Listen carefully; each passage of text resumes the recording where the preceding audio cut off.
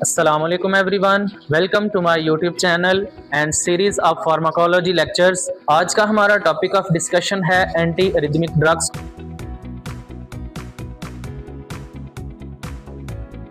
Wuhan and William classification के according जो classify किया गया है उसमें सबसे पहले क्लास 1 है जिसको हम सोडियम चैनल ब्लॉकर्स कहते हैं। और सोडियम चैनल ब्लॉकर्स में फर्दर इसको डिवाइड किया गया है क्लास 1A, क्लास 1B और क्लास 1C में, जिसको हम वन बाय वन डिस्कस करेंगे।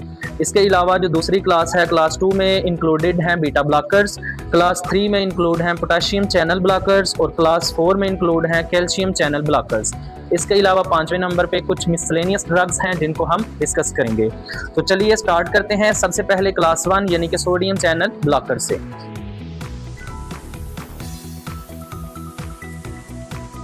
क्लास 1A के अंदर जो ड्रग्स इंक्लूड हैं, अगर हम बात करें उनके मैकेनिज्म ऑफ एक्शन की, तो वो सोडियम चैनल्स को ब्लॉक करते हैं in activated state. They block sodium channels in activated state. और क्लास 1A के अंदर जो जो ड्रग्स इंक्लूड हैं उनमें सबसे पहले है हमारे पास क्विनिडीन। इसके अलावा दूसरी ड्रग है प्रोकेनामाइड और जो तीसरी ड्रग इंक्लूड है वो है डाइसोपायरामाइड।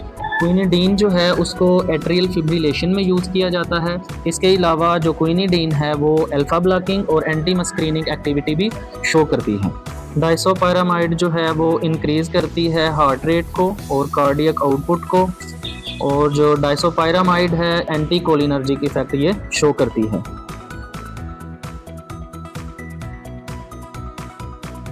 अगर हम बात करें साइड इफ़ेक्ट्स की कि क्लास 1A में जो सोडियम चैनल ब्लॉकर्स हैं उसके क्या क्या साइड इफ़ेक्ट्स होते हैं, तो इनमें सबसे पहले है टॉर्सेड डिपेंड्स, मतलब कि ये QT वेव को प्रोलॉन्ग करती है, उसको इंक्रीज़ करती है। टॉर्सेड डिपेंड्स का मतलब है potential fatal disturbance in heart rhythms, यानी कि जो हार्ट का रिदम है उसमें फेटल और पोटेंशियल जो डिस्टर्बेंस होती है उसको हम टॉर्सेड डिपेंड्स कहते हैं। ये किस वजह से होती है?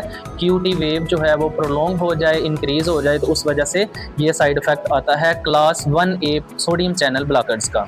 इसके अलावा दूसरा साइड इफ़ेक्ट है सिंकोनिज्म, जिसमें टिनाइटस होगा। इसके अलावा डायरिया हो सकता है या फिर हेडेक हो सकती है। और सिंकोनिज्म जो है वो मोस्टली क्विनिडीन के साथ रिलेट किया जाता है। अगर आपसे MCQ में पूछा जाए कि एक पेशेंट है जो एंटी रिदमिक ड्रग्स को यूज़ कर रहा है, उस ड्रग को यूज़ करने से उसमें सिंकोनिज्म जो साइड इफ़ेक्ट आया है, यानी कि टिनाइटस है, डायरिया है, हेडेक है, डायग्नोज किया गया है, इसको सिंकोनिज्म हो गया है, तो वो ड्रग को आप आइडेंटिफाई करें कि किस ड्रग की वजह से ये साइड इफ़ेक्ट आया है। तो जो सिंकोनिज्म है वो किसकी वजह से होगा? क्विनिडीन की वजह से, क्योंकि ये क्विनिडीन से रिलेटेड है। इसके अलावा जो साइड इफ़ेक्ट है वो है हिपेटोटॉक्सिसिटी, और ये मोस्टली रिलेट की जाती है प्रोकेनामाइड से।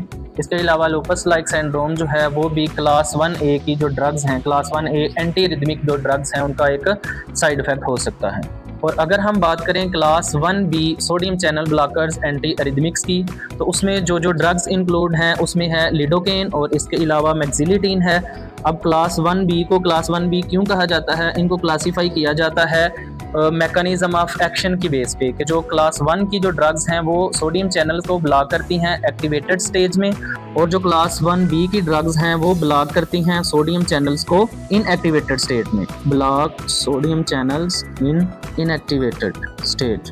लिडोकेन को जो है ये बहुत इंपॉर्टेंट ड्रग है और इसको यूज़ किया जाता है वेंट्रिकुलर अरिथमिया में। इसके अलावा डाइजॉक्सिन टॉक्सिसिटी में भी यूज़ किया जाता है। और तीसरा इसका यूज़ है मायोकार्डियल इन्फेक्शन। लिडोकेन का जो मेजर साइड इफ़ेक्ट है वो है CNS टॉक्सिसिटी।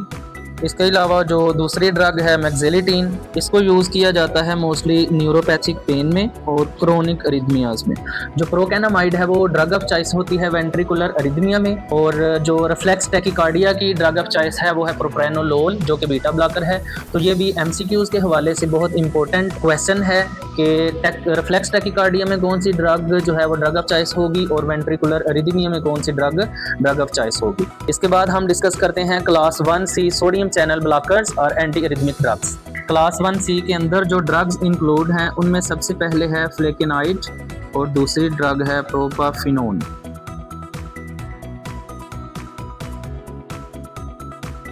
जो क्लास 1C की ड्रग्स हैं वो स्टेट स्पेसिफिक नहीं होती, यानी कि ये एक्टिवेटेड स्टेट और इनएक्टिवेटेड स्टेट दोनों स्टेट्स में सोडियम चैनल्स को ब्लॉक करती हैं।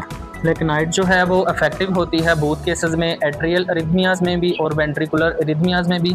फ्लेकेनाइड should not used in pro-arrhythmic patients because it can cause sudden death in post-MI patients। तो इसलिए जो फ्लेकेनाइड है उसको बहुत एहतियात के साथ यूज़ करना चाहिए प्रो-अरिथमिक पेशेंट्स में, या जिनको मायोकार्डियल इन्फेक्शन हुआ हो तो ऐसे पेशेंट में फ्लेकेनाइड को यूज़ नहीं करना चाहिए।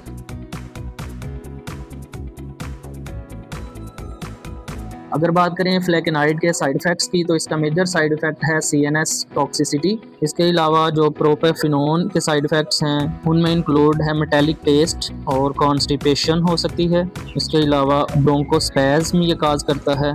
इसका मतलब जो एस्थमा COPD के पेशेंट्स होंगे उसमें हम प्रोपेफिनोन को यूज़ नहीं कर सकते क्योंकि ये ब्रोंकोस्पैज्म काज करता है। इसके अलावा ब्रेडिकार्डिया भी इसका एक साइड इफ़ेक्ट है। क्लास 1 के बाद अब हम डिस्कस करते हैं क्लास 2 एंटी एरिथमिक्स यानी कि बीटा ब्लॉकर्स को। तो जो बीटा ब्लॉकर्स में एंटी एरिथमिक ड्रग्स के तौर पे यूज़ किया जा सकता है जिनको, उसमें सबसे पहले है एस्मोलोल। और एस्मोलोल के बारे में हम पहले भी पढ़ चुके हैं कि ये शॉर्टेस्ट एक्टिंग ड्रग होती है और ओनली IV सोल्यूशन फॉर्म में अवेलेबल होती है। इसके अलावा जो दूसरी ड्रग है वो है प्रोप्रेनोलोल। जो प्रोप्रेनोलोल है it also helps to control thyroid symptoms. और जो तीसरी ड्रग है वो है टाइमोलोल और इसके अलावा है मेटोप्रोलोल।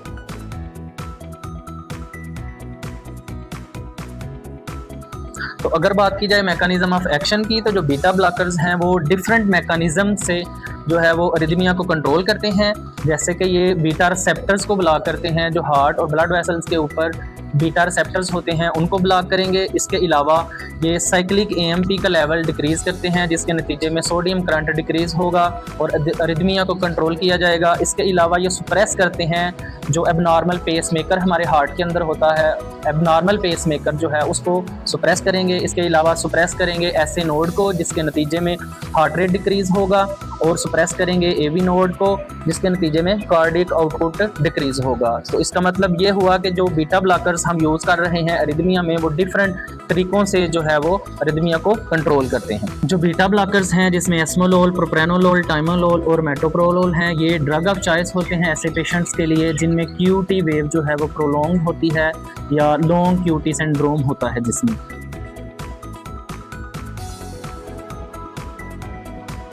और बीटा ब्लॉकर्स के केस में आपने एक बात याद रखनी है कि जो एसब्यूटोलोल है, पिंडोलोल है और पेनब्यूटोलोल है इनको आपने अवॉइड करना है अरिथमिया के पेशेंट्स में, क्योंकि इनमें इंट्रिंसिक सिम्पैथोमिमेटिक एक्टिविटी होती है इन बीटा ब्लॉकर्स में, पिंडोलोल में और एसब्यूटोलोल और पेनब्यूटोलोल में, जो कि अरिथमिया के पेशेंट्स का जो केस होता है उसको मज़ीद वर्स कर सकते हैं, इसलिए आपने इनको अवॉइड करना है। इसके बाद हम लोग डिस्कस करते हैं क्लास 3 एंटी अरिथमिक्स यानी कि पोटाशियम चैनल ब्लॉकर्स को।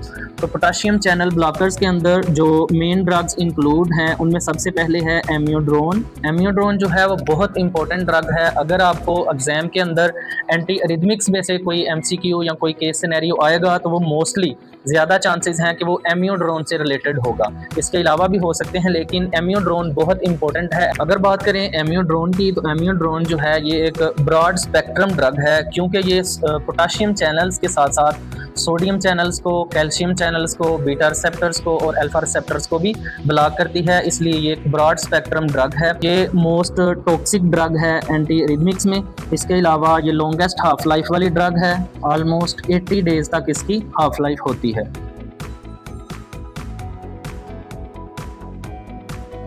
अगर बात करें साइड इफ़ेक्ट्स ऑफ एम्योड्रोन की तो सबसे पहला जो एम्योड्रोन का साइड इफ़ेक्ट होगा वो होगा पल्मोनरी फाइब्रोसिस या पल्मोनरी टॉक्सिसिटी।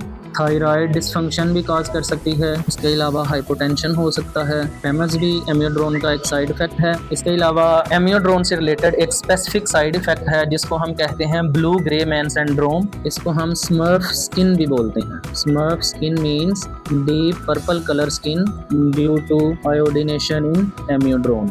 एम्योड्रोन के बाद जो क्लास 3 एंटी अरिथमिक्स यानी कि पोटाशियम चैनल ब्लॉकर्स के अंदर ड्रग्स इंक्लूड हैं उसमें है ड्रोनिड्रोन। ड्रोनिड्रोन जो है वो शॉर्ट हाफ लाइफ वाली ड्रग है। इसके अलावा सोटालोल है। इसके अलावा जो ड्रग्स इंक्लूड हैं वो है डोफिटिलाइड और आइब्यूटिलाइड। इसके बाद अब हम डिस्कस करते हैं क्लास 4 एंटी एरिथमिक्स यानी कि कैल्शियम चैनल ब्लॉकर्स को। तो कैल्शियम चैनल ब्लॉकर्स में भी स्पेसिफिकली जो नॉन डाईहाइड्रोपिरिडीन्स हैं जैसे कि विरापामिल और डिल्टियाज़म है, उनको हम अरिथमिया में यूज़ कर सकते हैं। सबसे पहली ड्रग है विरापामिल और इसके अलावा डिल्टियाज़म। और ये जब हमने कैल्शियम चैनल ब्लॉकर्स की क्लासिफिकेशन पढ़ी थी तो हमने पढ़ा था कि ये दोनों ड्रग्स जो हैं ये नॉन डाईहाइड्रोपिरिडीन्स हैं, नॉन डाईहाइड्रोपिरिडीन्स। अगर स्पेसिफिकली बात करें विरापामिल की, तो विरापामिल जो है ये एक प्रोटोटाइप ड्रग है और जो मोस्ट प्रोमिनेंट साइड इफेक्ट है विरापामिल है वो है कॉन्स्टिपेशन। ये हमने जब एंटी हाइपरटेंसिव की क्लासिफिकेशन पढ़ी थी तो उस वक्त भी ये साइड इफेक्ट पड़ा था। इसके अलावा एवी ब्लॉक हो सकता है। एक इम्पोर्टेंट बात जो है वो आपने याद रखनी है कि जो विरापामिल है कंट्रा इंडिकेटेड है इन हार्ट फेलियर पेशेंट्स। इसके बाद हम डिस्कस कर लेते हैं मिसलेनियस ड्रग्स को जो एंटी एरिथमिक्स के तौर पे यूज़ हो सकती हैं। उनमें सबसे पहले है एडिनोसिन। एडिनोसिन जो है वो शॉर्ट हाफ लाइफ वाली ड्रग है और सिर्फ आईवी यूज़ के लिए अवेलेबल होती है। इसके अलावा एडिनोसिन जो है वो सेफ़ होती है प्रेगनेंसी में, कि अगर प्रेगनेंसी में किसी को अरिथमिया हो जाए तो उसके केस में हम यूज़ कर सकते हैं।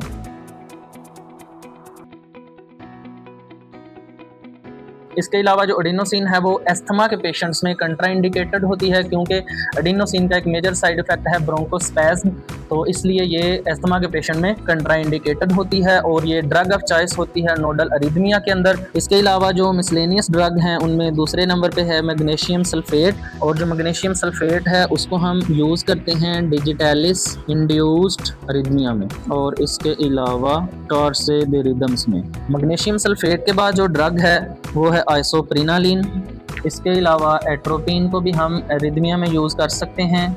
और डाइजॉक्सिन भी जो है वो बहुत इंपॉर्टेंट ड्रग है, क्योंकि ये नैरो थेराप्यूटिक विंडो वाली ड्रग है और इसको बहुत एहतियात के साथ यूज़ करना चाहिए। और ड्रग्स के साथ भी बहुत सारे इंटरेक्शन होते हैं डाइजॉक्सिन के। और अगर बात करें डाइजॉक्सिन के मैकेनिज़्म की, तो ये ब्लॉक करती है सोडियम पोटाशियम एटीपीएस को। आज के लेक्चर में हमने क्लासिफिकेशन पढ़ी है एंटी एरिथमिक ड्रग्स की, उनके मेजर साइड इफ़ेक्ट्स को, मेजर इंडिकेशंस को। इसके अलावा कुछ ड्रग इंटरेक्शन जो होते हैं एंटी एरिथमिक ड्रग्स के वो पढ़े हैं। आज का हमारा लेक्चर यहीं तक था। अगर आपको ये वीडियो पसंद आई है तो इस वीडियो को लाइक करें, हमारे चैनल को सब्सक्राइब करें, दूसरे लोगों तक भी शेयर करें। अल्लाह हाफिज़।